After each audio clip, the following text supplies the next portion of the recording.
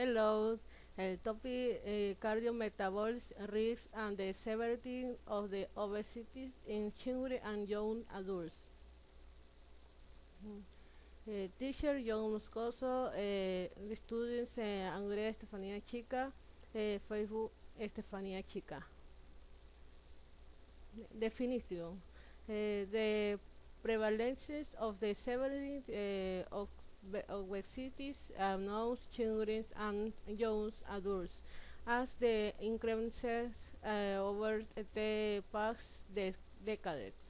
Although the prevalence of cardiomegalia metabolic risk factor is relatively low among children and the young adults, whereas overweight or obesity.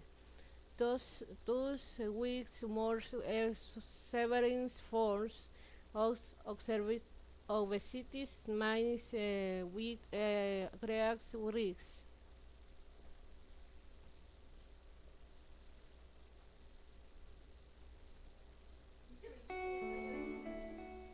Since the dawn of man, we've used our ingenuity to work less and eat more. And for everyone watching this film, munching on a snack, it's clear that we have succeeded. While our ancestors were faced with one choice, hunt or go hungry, recent innovations in science and technology offer mankind the highest convenience for the least amount of effort. Thanks to the drive-thru, Americans now enjoy a standard of living unrivaled in history. Simply put, food is no longer an issue. Or is it? Food has become our answer to everything. We eat to reward. We eat to socialize. We eat to comfort ourselves. The more we eat, the better we feel, so we consume larger portions, sacrificing quality for quantity. Ironically, the food we once depended upon for survival now poses the greatest risk of death for our children. So yes, food is an issue. Whether we know it or not, we are at war, and the ones on the front lines have yet to get their driver's licenses. In fact, today's kids may be the first generation in U.S. history to have a shorter life expectancy than their parents. But what can we do? Welcome to Bite Size.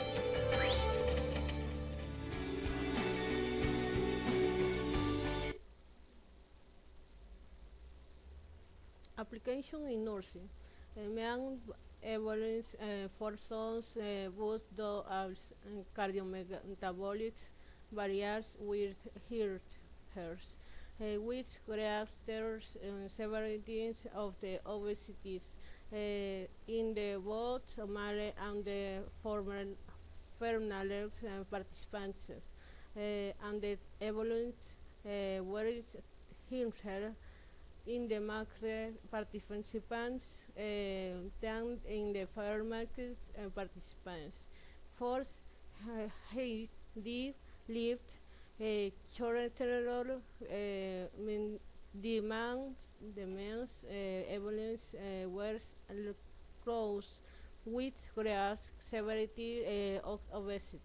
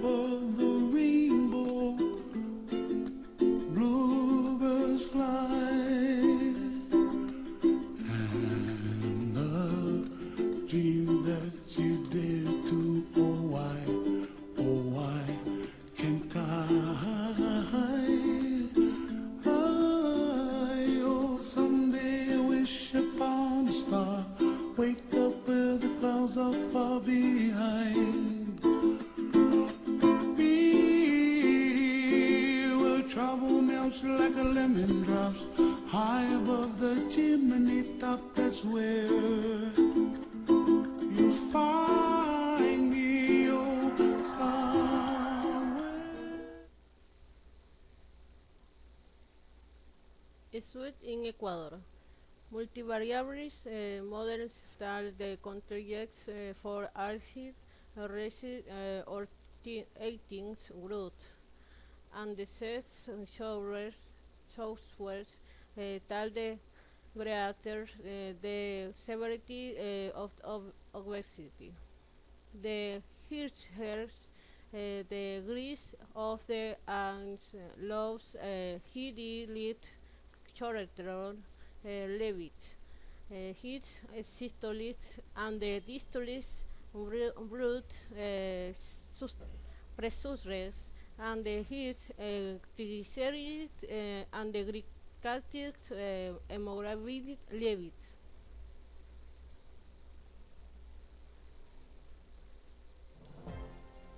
MD Conference Live presents updates from the American College of Cardiology meeting in Orlando, Florida.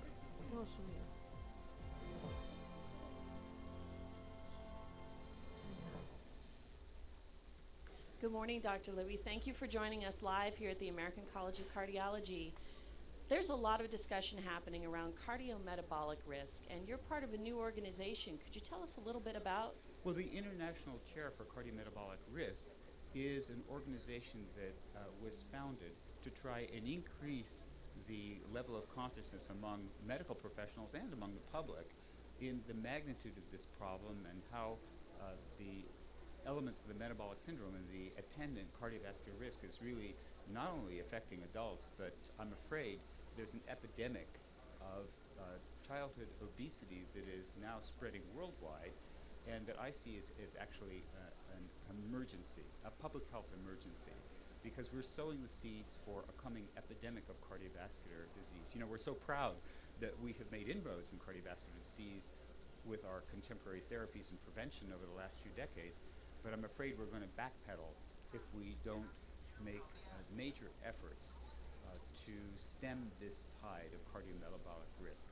That's going to require not just the traditional medical model of the doctor one-on-one with a patient and trying to convince the patient to follow a healthy lifestyle and when appropriate to take medications. I think that we need to mobilize the profession as societal leaders, as community leaders, to try to make changes on a societal level, not just on a one-to-one medical model kind of intervention. You know, I went for a run this morning here in Orlando, and it's very hard because there aren't sidewalks. We are designing a society that engineers out physical activity that requires you to have a car in order to get around and discourages you from being on a cycle or walking or running. We're withdrawing support from the public schools for physical education. What kind of message are we sending our young people, and what kind of a health consequence will we bear down the road? So the International Chair has a website, organizes meetings, and tries to preach the gospel of prevention as a response to what I view as a medical and public health emergency. And what can physicians around the world do to be more engaged with the International Chair if they'd like to participate? Oh, well, go on our website. We'll flash, if you would, the URL of the website with this video, and that will outline not only our activities, but also provide you with access to resources, including slide collections for teaching, for your own education, and for you to get out and disseminate the message so that we can try to work together to stem this tide of cardiometabolic risk that's sweeping over the world. Thank you very much.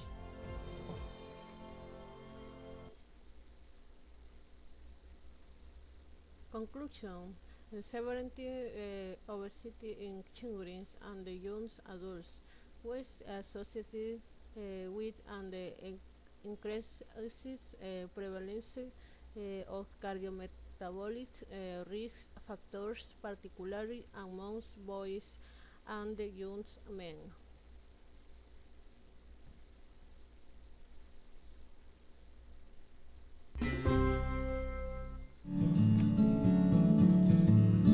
So how does obesity increase your risk of heart disease? Well, the first thing to say is that obesity is a major risk factor for heart disease. Obesity increases the risk for heart disease in two main ways. One is obviously you're not getting the benefits of regular exercise. Those benefits are a reduction in blood pressure, cholesterol, and overall well-being. But in addition to that, obesity itself can lead to heart disease. It leads to a lot of changes in metabolism, or the way the body works. It can change the way we absorb fats and cholesterol. It can change the way we react to daily stress. And it can change our body's physiology to lead to things like high blood pressure. How obesity leads to heart disease is a very important problem in the United States. Obesity is an epidemic in the US. And in fact, 50% of Americans are overweight and a third of Americans are obese. And this number is only increasing. So it's become a real problem. Obesity leads to a lot of change in the body, which can have detrimental effects. It can directly impact the heart's function, leading to a promotion of development of atherosclerosis, or blocked arteries in the heart, a weakening of the heart muscle, and an increased chance of arrhythmias, or abnormal heart rhythms. The treatment would be to adopt a more heart-healthy lifestyle, to change the way we eat, making healthy choices, increase our cardiovascular exercise, and decrease the amount of stress in life. So obesity definitely leads to increased rates of cardiovascular disease, but changing our lifestyles can definitely help reduce that risk. Thank you.